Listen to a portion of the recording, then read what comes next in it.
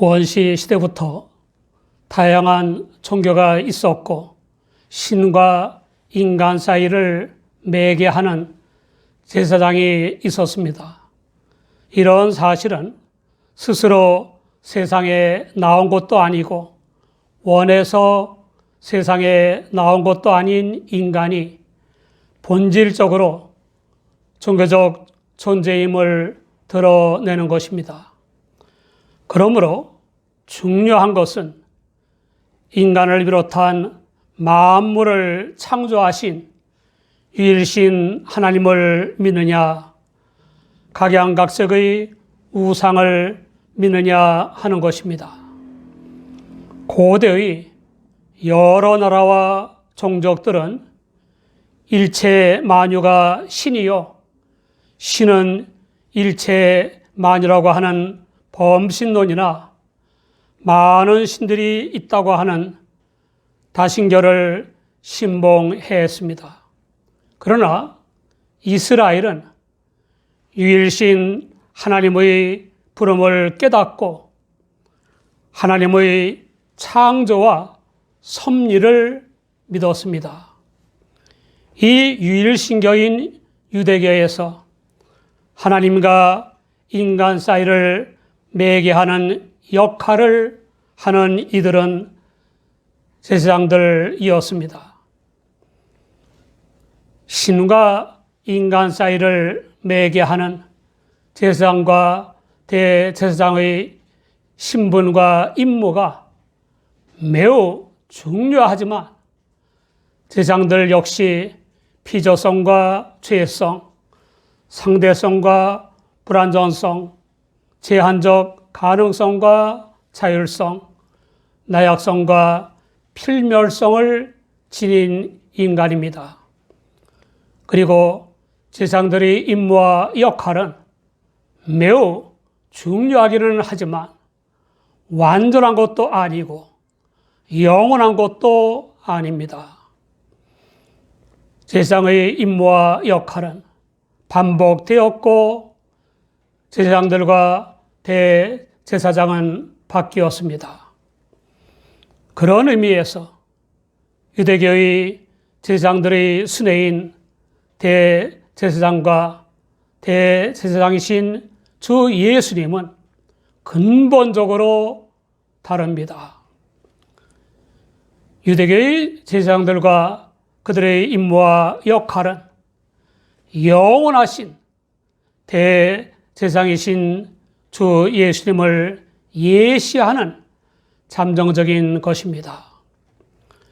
제사장들은 제3자로서 창조주요, 섭리자요, 구원자요, 심판자이시며 생사화복과 흥망성쇠를 주관하시는 하나님과 죄 아래에 있는 피조물인 인간 사이를 매개하는 것입니다.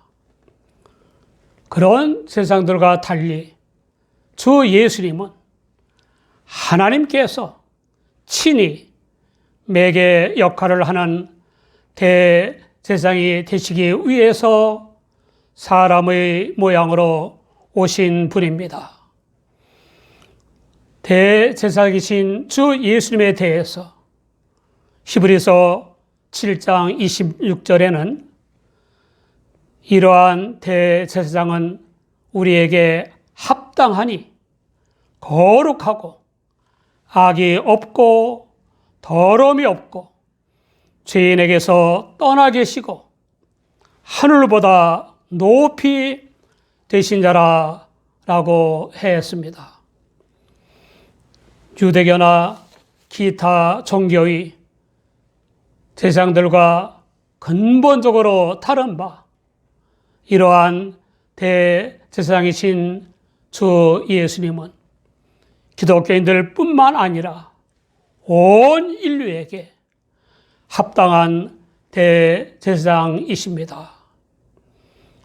온 인류를 위한 대제사장으로서의 주 예수님의 합당한 특성은 5가지입니다. 첫째, 거룩한 것입니다.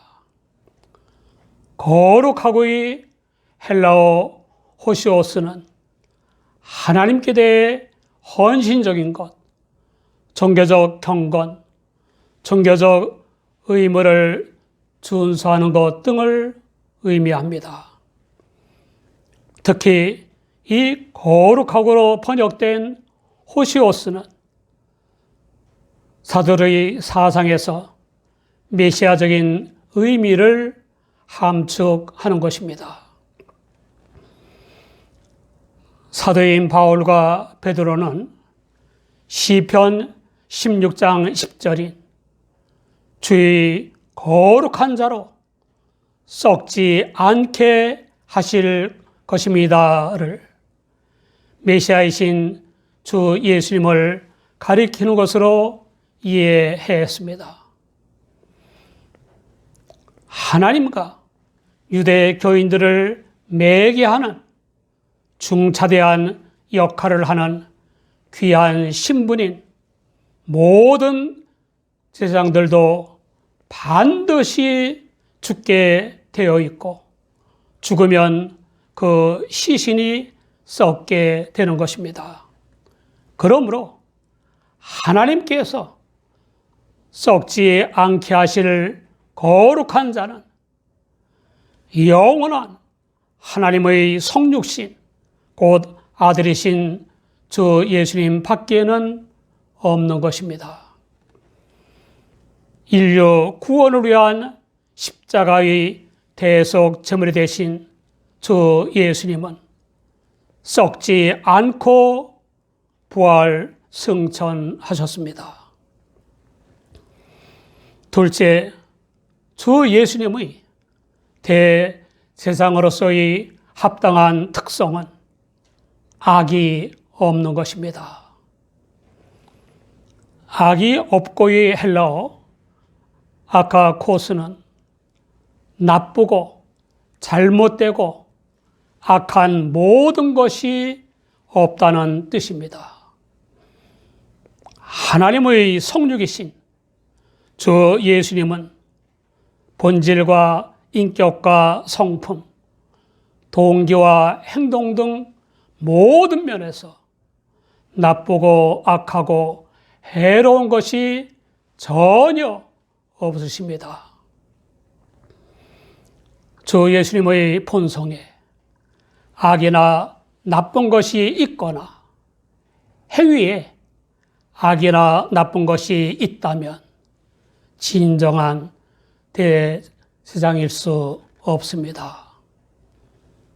나쁜 것이나 악을 지닌 채로는 하나님과 인간 사이를 매개하는 역할이 될 수가 없습니다. 셋째, 주 예수님의 대제사장으로서의 합당한 특성은 더러움이 없는 것입니다. 더러움이 없고의 헬라어 아미안토스는 외적인 면에서나 의식적인 면에서나 종교적인 면에서나 윤리적인 면에서 부정과 불결과 불의가 없다는 뜻입니다. 일반인들보다 거룩한 제사장들은 종교 의식을 위해서 손을 씻어야 하였고 유대인들은 지켜야 하는 정결법이 있었습니다. 때마다 씻어야 한다는 것은 더러워진다는 것입니다. 또 물로 씻었다고 해서 마음의 더러움이 깨끗해지는 것도 아닙니다. 브루스는 성육신 하신 로고스 곧 그리스도이신 대제사장을 모시고 있는데 그분은 평범한 이 세상의 길을 걸으시고 우리 인간의 운명을 공유하시면서도 자신의 순결을 보존하셨다라고 주석했습니다. 넷째, 주 예수님의 대제사장으로서의 합당한 특성은 죄인에게서 떠나 계시는 것입니다. 죄인에게서 떠나 계시고는 죄인들에게서 떨어지시고 죄인들과 분리되시고 죄인들과 관계를 끊으시고 등을 의미합니다. 이 표현은 거룩하고 악이 없고 더러움이 없다는 그리스도의 인격과 상태와 행실 등에 대한 요약이라 할 수 있습니다. 다시 말해서 인간들의 특성인 거룩하지 못한 죄와 더러움과 전혀 무관한 채 존재하신다는 것입니다. 히브리서 4장 15절을 보면 우리에게 있는 대제사장은 우리의 연약함을 체휼하지 아니하는 자가 아니요 모든 일에 우리와 한결같이 시험을 받은 자로되 죄는 없으시니라. 그러므로 우리가 긍휼하심을 받고 때를 따라 도없는 은혜를 얻기 위하여 은혜의 보좌 앞에 담대히 나아갈 것이니라 라고 했습니다. 다섯째, 주 예수님의 대제사장으로서의 합당한 특성은 하늘보다 높이 되신 것입니다. 하늘보다 높이 되신 자라는 말씀은 부활하여 승천하신 주 예수님이 하나님의 우편에 계시면서 역사하시는 영적 사실을 의미하는 것입니다. 하늘과 땅을 비롯한 우주 만물을 창조하신 하나님 앞에 인간을 인도하여 세우려면 하늘보다 더 높이 되신 존재라야 합니다. 그 존재는 영원부터 선지하셨고 부활하여 승천하신 주 예수님 밖에는 없습니다. 로마서 8장 34절을 보면 누가 정죄하리요 죽으실 뿐 아니라 다시 살아나신 이는 그리스도 예수시니 그는 하나님 우편에 계신 자요 우리를 위하여 간구하시는 자신이라 라고 했습니다. 수용소 생활도 하고 1970년에는 노벨 문학상을 타고 그 후에 추방되어 미국에서 살다가 복권되어 2007년에는 예술가의 최고 영예인 러시아 국가 문화 공로상을 탄 유명한 러시아 작가인 솔제니츠는 2008년에 심장마비로 생을 마감했습니다. 생전에 그는 왜 옛날에 찬란했던 러시아가 갑자기 황폐화되었을까 하는 문제의식을 가지고 많은 사람들과 인터뷰를 하고 역사를 연구하고 수많은 사람들을 만나본 다음에 결론을 내렸습니다. 하나님을 떠난 다음부터라는 것입니다. 회복되려면 하나님께 돌아와야 한다는 것입니다.